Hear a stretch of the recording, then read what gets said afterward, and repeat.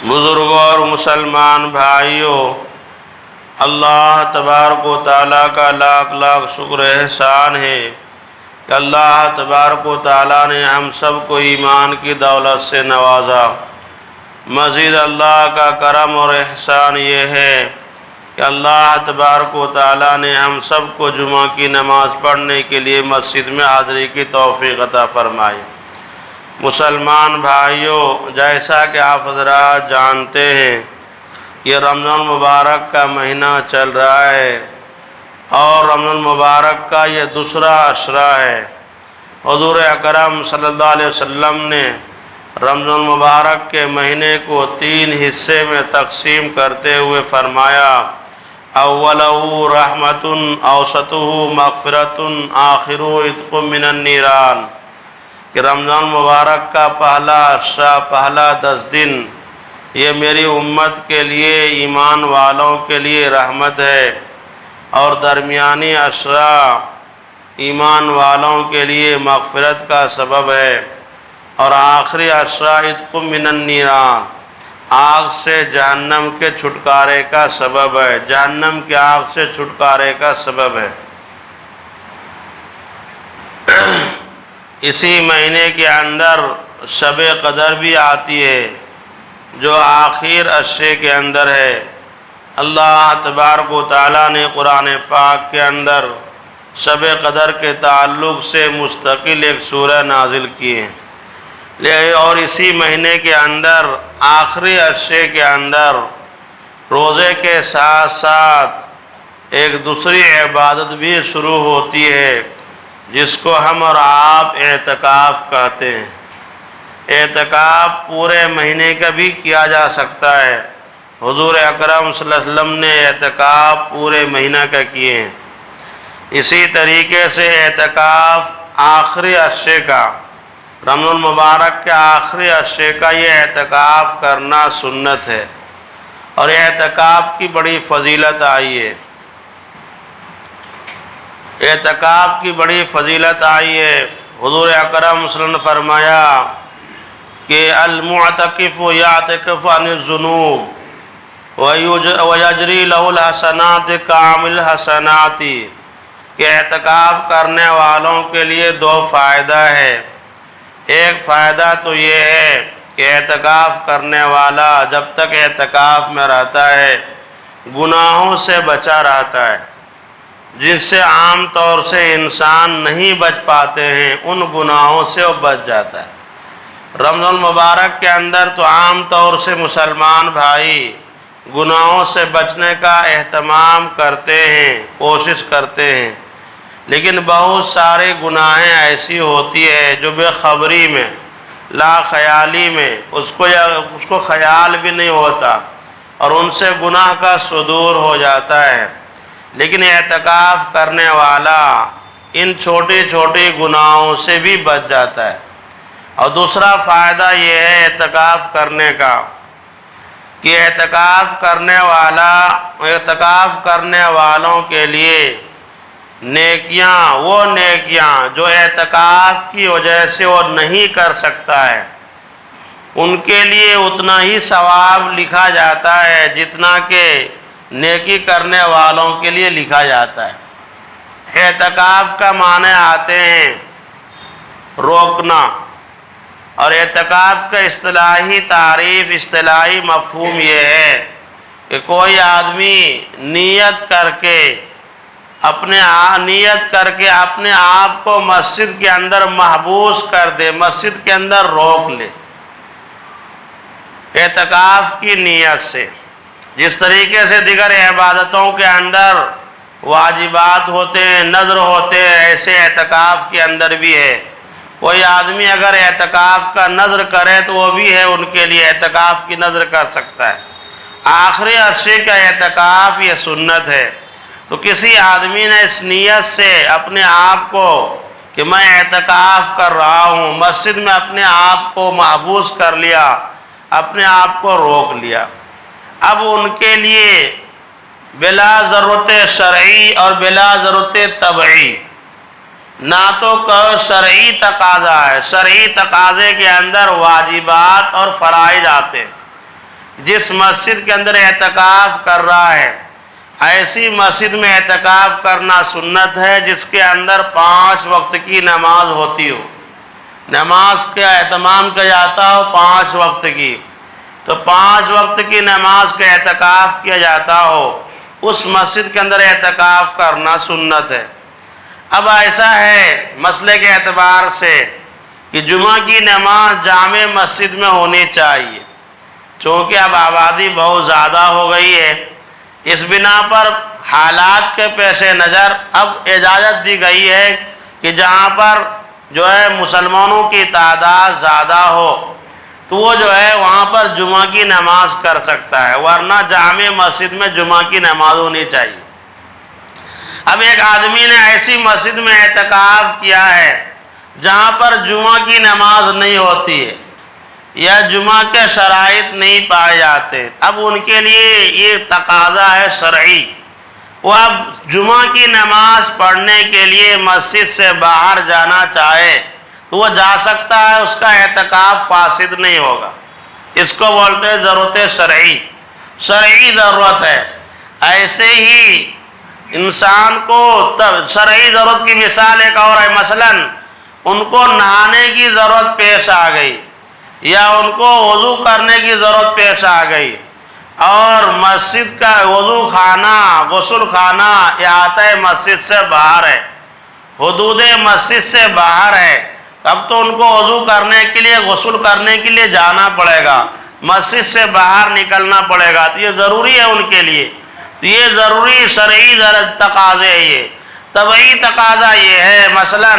وہ بیمار ہو گیا، ان کو اب ان کو ڈاکٹر کے پاس جانے کی ضرورت ہے، دوا لینے کی ضرورت ہے، انسان کو سب سے پہلے اپنی جان بچانا یہ مقدم ہے تمام باتوں کے اندر، تو اب جان بچانے کے لیے اپنی صحت تندرستی رکھنے کے لیے ڈاکٹر کے پاس جانا پڑے گا،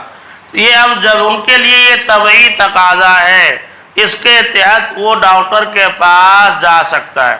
تو ایک آدمی نے مسجد کے اندر نیت کر کے اپنے آپ کو محبوس کر لیا تو اب جو ہے وہ اسی مسجد کے اندر وہ رہیں گے جب تک کوئی شرعی ضرورت یا طبعی ضرورت نہ آئے، وہ باہر نہیں نکل سکتا۔ اب اس میں ہوتا یہ ہے کہ اعتکاف کے دوران ان ایام کے اندر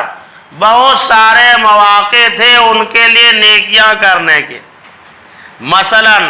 جنازے کی نماز میں شرکت کرنا ثواب ہے اور سنت ہے، جنازے کی نماز میں شرکت کرنا، لیکن اب اعتکاف کرنے والا مسجد سے باہر نہیں جا سکتا ہے، جنازے کی نماز میں شرکت کے لیے نہیں جا سکتا ہے، یہ سنت فرض کفایہ ہے، یہ دوسرے مسلمان اس کو ادا کر لیں گے، معتکف کو مسجد سے باہر نکلنے کی ضرورت نہیں ہے۔ اب وہ مسجد سے باہر نہیں نکلا، مسجد کے اندر اپنے آپ کو روکے رکھا، کس چیز نے روکا؟ اعتکاف نے روکا، تو وہ جنازے کی نماز میں شرکت کے ثواب سے محروم ہو گیا۔ ایک آدمی بیمار ہے، عیادت کرنے کے لیے جانا ہے، مزاج پرسی کرنے کے لیے، مزاج پرسی کرنا عیادت کرنا سنت ہے، ثواب کا کام ہے، ثواب کا کام ہے یہ، اور یہ حقوق مسلم میں سے ہے۔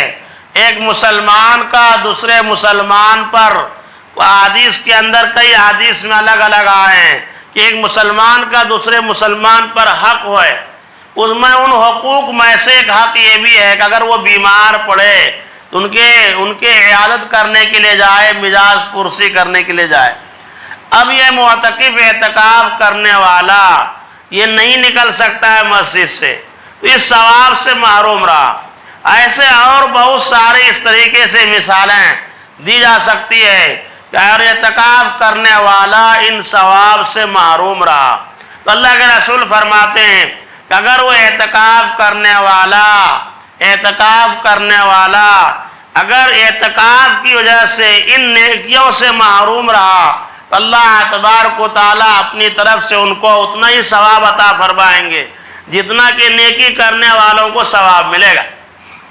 نیکی کرنے والوں کو ثواب ملے گا۔ تو اعتکاف کی یہ فضیلت ہے، یہ فائدہ ہے۔ اعتکاف جو ہے یہ سنت کفایہ ہے، سنت کفایہ کا مطلب یہ ہے کہ اگر مسجد میں محلے والوں میں سے کوئی ایک بھی اعتکاف میں بیٹھ گیا تو باقی لوگوں کو اوپر سے ذمہ داری سنت کا ساقط ہونے کا جو محرومیت ہے، گناہ ہے، اس سے بچ جائیں گے۔ لیکن اگر کسی نے بھی اعتکاف اگر نہیں کیا تو ایسی صورت میں سارے محلے والے، محلے کے تمام افراد جتنے نمازی ہیں، یہ سب کے سب سنت ترک کرنے کے، سنت چھوڑنے کے گنہگار ہوں گے، سنت چھوڑنے کے گنہگار ہوں گے۔ اعتکاف کرنے سے ایک فائدہ ایک اور ہے، اور وہ فائدہ یہ ہے کہ چونکہ روایتوں کے اعتبار سے احادیث کے اندر جو کثرت روایت ہے کہ شب قدر، لیلۃ القدر، یہ رمضان المبارک کی آخری عشرے کی طاق راتوں میں ہے۔ طاق رات بجوڑ کو بولتے ہیں، 21، 23، 25، 27، 29، یہ طاق راتوں میں۔ تو ان راتوں کے اندر شب قدر ہے،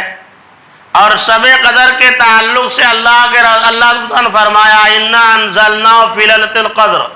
وَمَا أَدْرَاكَ مَا لَيْلَةُ الْقَدْرِ لَيْلَةُ الْقَدْرِ خَيْرٌ مِّنْ أَلْفِ الشَّهْرِ۔ اللہ تبارک و تعالیٰ خود فرما رہے ہیں کہ ہم نے قرآن پاک کو لیلۃ القدر میں نازل کیا ہے، اور حضور کو خطاب کر کے فرما رہے ہیں آپ کو معلوم ہے لیلۃ القدر کیا ہے؟ یہ عرب کے اندر کسی چیز کی عظمت کو بیان کرنا ہوتا تھا تو اس طریقے سے بیان کرتے تھے، جیسے ہم لوگ بھی اردو میں بولتے ہیں پتہ ہے تم کو فلاں کے بارے میں، وہ کون ہے،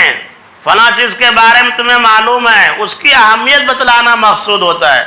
اللہ نے فرمایا وما ادراک ما لیلۃ القدر، آپ کو معلوم ہے لیلۃ القدر کیا ہے؟ لیلۃ القدر خیر من الف شہر، لیلۃ القدر جو ہے وہ 1000 مہینوں سے زیادہ بہتر ہے، 1000 مہینوں سے زیادہ بہتر ہے۔ 1000 تو کمپلسری ہے، اس سے زیادہ بہتر ہے۔ 1000 یا اس سے زیادہ عبادت جو کریں گے اس کو جو ثواب ملنے والا ہے، جس مسلمان بھائی کو شب قدر مل گیا تو ان کو اتنے دنوں کا، اتنے راتوں کا ثواب اس کو مل جائے گا، 1000 رات کے برابر ثواب کم سے کم ملے گا۔ یہ ہے اور لیلۃ القدر کے بارے میں۔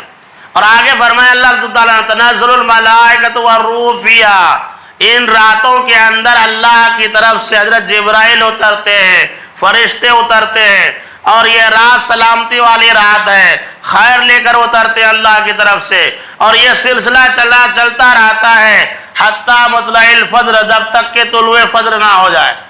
جب تک کہ طلوع فجر نہ ہو جائے اس وقت تک یہ سلسلہ چلتا ہے۔